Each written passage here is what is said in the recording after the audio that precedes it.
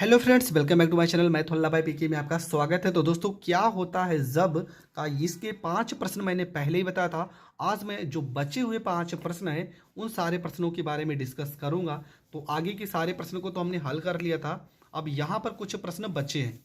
ठीक है, इन सारे प्रश्नों को आपका प्रश्न नंबर 6, 7, 8, 9 ये सारे के सारे प्रश्न हम इस वीडियो में डिस्कस करेंगे। तो सबसे पहला ही प्रश्न क्या लिखा है कि आइडोफार्म को सिल्वर चूर्ण के साथ गर्म किया जाता है। सबसे पहले आपको आइडोफार्म का अणुसूत्र पता होना चाहिए। हमें सिल्वर चूर्ण के साथ क्या करना है, गर्म करना है। तो कैसे करेंगे, सबसे पहला काम आपको क्या करना होगा, यहाँ पे हम आइडोफार्म का अणुसूत्र लिखते हैं। तो आइडोफार्म का अणुसूत्र क्या होता है, सी यहाँ पे एच, साथ में इसके आई यहाँ पर 3। किसके साथ गर्म करना है, सिल्वर के साथ, तो यहाँ पर Ag हो जाएगा। सिल्वर चूर्ण के साथ हमें क्या करना है, हमें गर्म करना है। अब यहाँ पर देखेंगे, यहाँ पर कोई ना कोई एल्केन बनेगा। तो क्या बनता है आपका, देखो यहाँ हम 2 से कर लेते हैं गुणा। तो C यहाँ पर कितने हो गए, 2, तो यहाँ पर हो जाएगा C2 हो जाएगा। H कितने हो गए, 2, तो यहाँ पर H2 हो जाएगा। प्लस में I कितने हो गए, 2 3 6, और यहाँ Ag अकेला है तो Ag में भी करेंगे 6 से गुणा। तो आपका 6 Ag और यहाँ पे आपका I अलग हो जाएगा।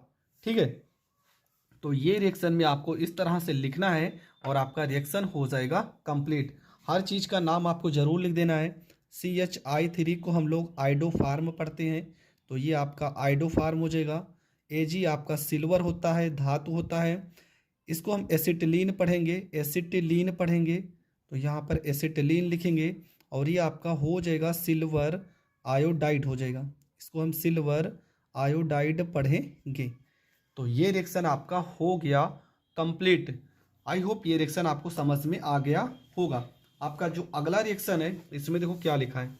इसमें आपका लिखा है कि कार्बन डाइसल्फाइड एल्यूमिनियम क्लोराइड की उपस्थिति में क्लोरीन के साथ क्रिया करता है। ठीक है, क्या लिखा है, कार्बन डाइसल्फाइड को हमें एल्यूमिनियम क्लोराइड की उपस्थिति में क्लोरीन के साथ क्रिया कराना है। उपस्थिति किसका रहेगा, एल्यूमिनियम क्लोराइड का, और किसके साथ कराना है, क्लोरीन के साथ कराना है।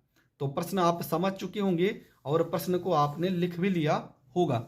सबसे पहला काम आपको क्या करना है, कार्बन डाइसल्फाइड अणुसूत्र ही बहुत लोगों को नहीं पता होगा। अणुसूत्र में आपको कुछ नहीं लिखना है, सी लिखना है और डाइसल्फाइड के लिए CH2 कर देना है। इसकी क्रिया हम किससे कराएंगे, क्लोरीन से, तो यहाँ पर Cl2 हो जाएगा। उत्प्रेरक रहेगा आपका AlCl3 एल्यूमिनियम क्लोराइड के साथ।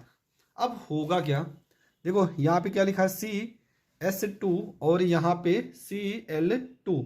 सबसे पहला काम आपका क्या हो जाएगा, यहाँ पर हम 3 से अगर गुणा कर देते हैं तो 3 दूना 6। हाँ, यहाँ पर हम 3 से अगर गुणा कर देते हैं तो क्या बन जाएगा, C हो जाएगा। Cl कितने हो गए, 3 दूना 6, तो CCl4 कार्बन टेट्रा क्लोराइड अलग हो जाएगा। यहाँ पे कितने यस बचे हैं, 2, और Cl कितने बचे हैं, 2, तो S2 और Cl2 ये आपका अलग हो जाएगा। देखो छोटा सा रिएक्शन है और ये रिएक्शन पेपर में पूछा गया है, तो इस तरह का रिएक्शन आपको ज़रूर आना चाहिए। नाम मैं आपको बता दे रहा हूँ, इसका नाम तो प्रश्न में लिखा है कार्बन डाइसल्फाइड। कार्बन डाइसल्फाइड इसका नाम है। इसका नाम क्या हो जाएगा, इसका नाम हो जाएगा carbon tetra chloride. Carbon tetra chloride इसका नाम हो जाएगा। तो ये रिएक्शन भी आपका हो गया कंप्लीट। बढ़ते हैं अगले रिएक्शन की ओर। आपका जो अगला रिएक्शन है, इसमें लिखा है कि कार्बन टेट्रा क्लोराइड उच्च ताप पर भाप के साथ अभिक्रिया करता है। ठीक है, कार्बन टेट्रा क्लोराइड को हमें उच्च ताप पर भाप के साथ क्रिया कराना है। तो कैसे कराएंगे, सबसे पहली चीज़ तो आपको यहाँ पे कार्बन टेट्रा क्लोराइड, तो आपका फार्मूला तो यहाँ पर लिखा है अणुसूत्र, तो लिखेंगे CCl4। उच्च ताप पर, टेम्परेचर लगभग हम मान लेते हैं 500 डिग्री सेल्सियस, उच्च ताप पर गर्म करते हैं। ठीक है, किसकी उपस्थिति में गर्म करना है, तो उच्च ताप पर भाप के साथ। आपको पता है भाप कब बनेगा, जब जल के कुछ ना कुछ अणु होंगे, इसलिए हम जल के साथ क्रिया कराते हैं। तो बनेगा क्या, देखो यहाँ पर सी लिखा है तो यहाँ पर हो जाएगा CH हो जाएगा, यहाँ पर सी, यहाँ पे H कितने हैं 2, तो एक H, यहाँ पे Cl कितने हैं, यहाँ पे 4 Cl के अणु हैं, तो ये हो जाएगा आपका Cl, यहाँ पर हो जाएगा 3।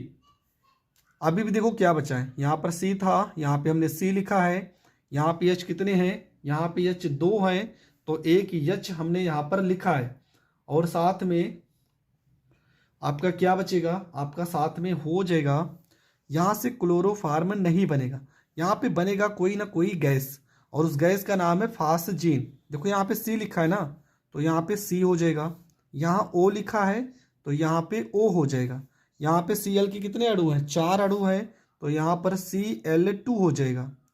प्लस में क्या बचा है, देखो यहाँ पे H 2 है और 2 Cl बचा है, तो प्लस में आपका 2HCl ये आपका अलग हो जाएगा। ठीक है, तो जब भी इसके साथ हम क्रिया कराएंगे तो आपका क्या बनेगा, इस गैस का नाम भी आपका जो होगा फास्जीन होगा, इसका नाम हो जाएगा फास्जीन होगा। ठीक है, इंपॉर्टेंट रिएक्शन है, थोड़ा से आपके दिमाग को घुमा के रख देगा ये रिएक्शन। फिर से मैं बता रहा हूँ, देखो यहाँ पर C लिखा है, C हो गया, एक O है, एक O हो गया, Cl के कितने अणु थे 4, 2 यहाँ पे एडजस्ट हो गए, 2 Cl और 2 H, ये आपका अलग हो जाएगा। तो ये रिएक्शन भी आपको बहुत अच्छे से समझ में आ गया होगा। इसका नाम तो हमने यहाँ पर लिखा ही है, कार्बन टेट्राक्लोराइड है, और ये आपका क्या है, तो फास्जीन गैस है, जो कि विषैली गैस है। ठीक है, विषैली गैस है, ये आपका बन जाएगा। आपका जो अगला रिएक्शन है इसमें क्या लिखा है,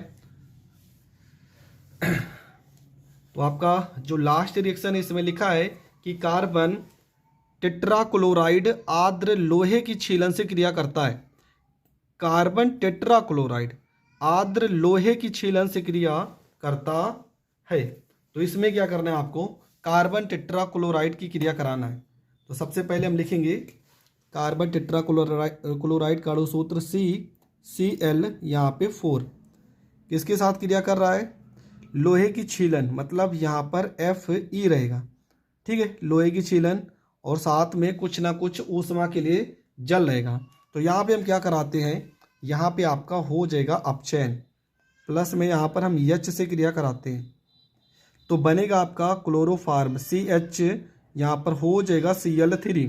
देखो यहाँ C हो गया, यहाँ पे H हो गया, Cl3, अभी भी एक Cl बचा है, इसलिए यहाँ पे H के हम कितने अणु लेंगे, यहाँ पर H की हम लिखेंगे 2 अणु, तो एक H बचा है, एक Cl बचा है, प्लस में HC और यहाँ पे L आपका अलग हो जाएगा। तो इसका नाम भी लिख देंगे यहाँ पे, इसका नाम तो कार्बन टेट्राक्लोराइड है, और CHCl3 को क्लोरोफार्म कहते हैं। तो ये आपका हो जाएगा रिएक्शन कंप्लीट। यहाँ तक आपको लिखना है, आपको पूरे के पूरे नंबर मिल जाएंगे। आई होप आपको ये सारे के सारे रिएक्शन बहुत अच्छे से समझ में आ गए होंगे। फिर भी अगर रिएक्शन में आपको प्रॉब्लम है तो मैंने लगभग 70 से 80 वीडियो रिएक्शन का अपलोड किया है, आप सीरियल बाय देख लीजिए, आपका हर एक डाउट क्लियर हो जाएगा। तो मिलेंगे नेक्स्ट वीडियो में, तब तक के लिए जय हिंद, जय भारत।